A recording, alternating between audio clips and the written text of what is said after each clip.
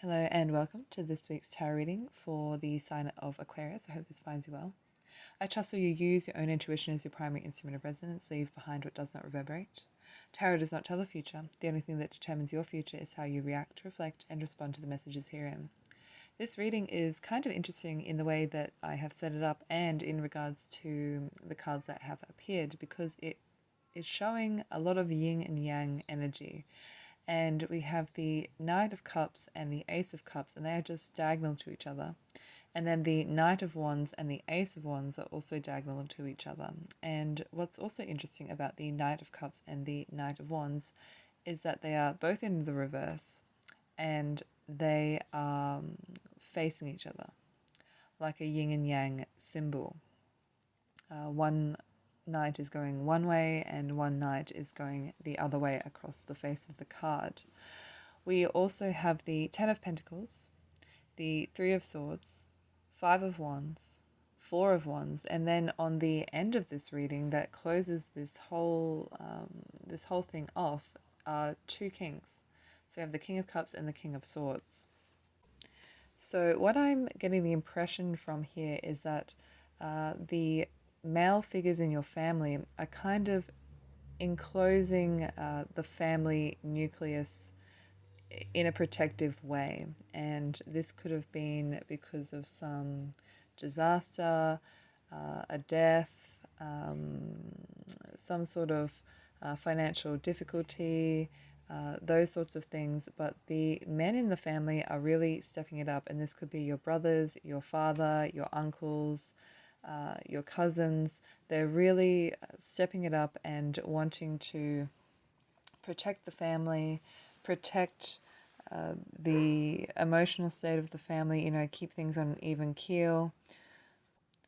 They are, with the Knight of Cups and the Knight of Wands here, there's that sense of movement, so the toing and froing.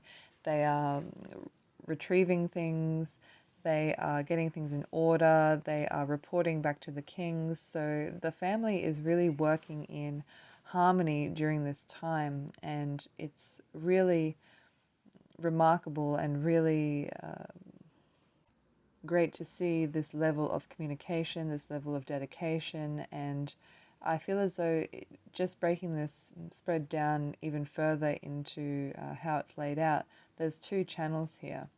So the Knight of Wands and the King of Cups, they're kind of dealing with the emotional side of things and the fallout, whereas the the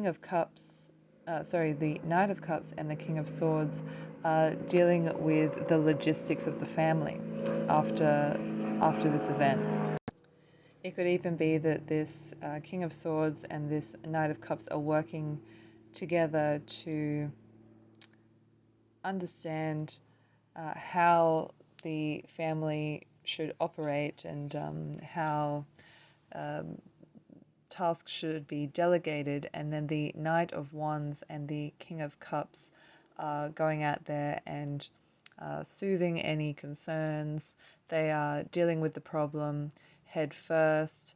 They are retrieving the information. They are completely in the field, out in the field.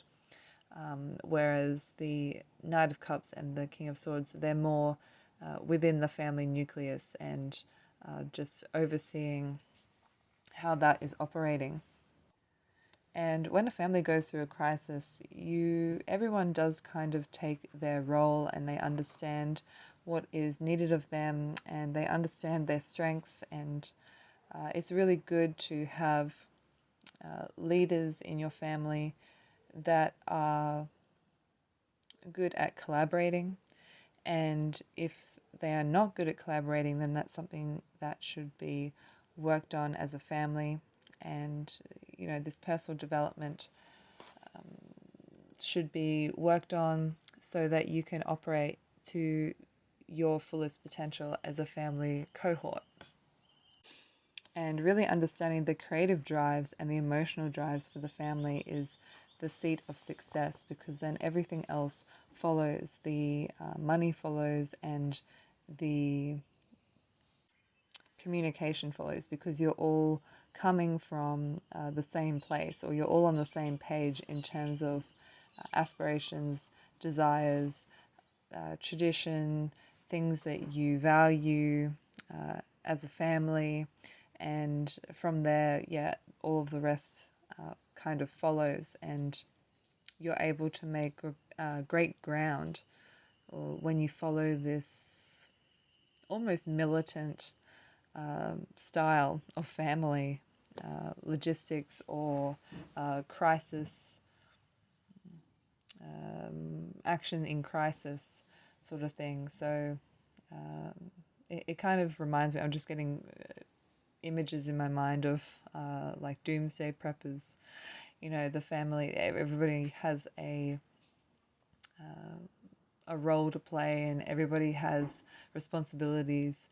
And you know, even if the shit's hit the fan, you all know what is expected of you, and you all know who the leaders are and who to turn to for what aspect of the operation, essentially.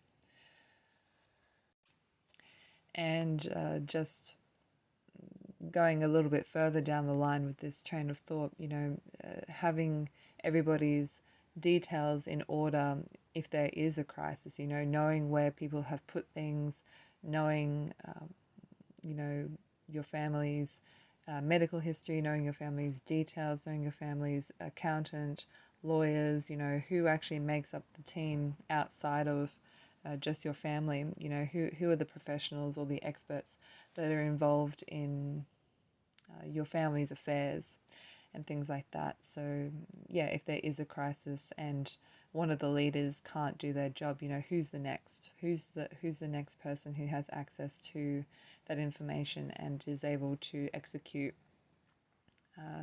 the job that's required of that person? I hope that you enjoyed this reading. Thank you for listening. Bye.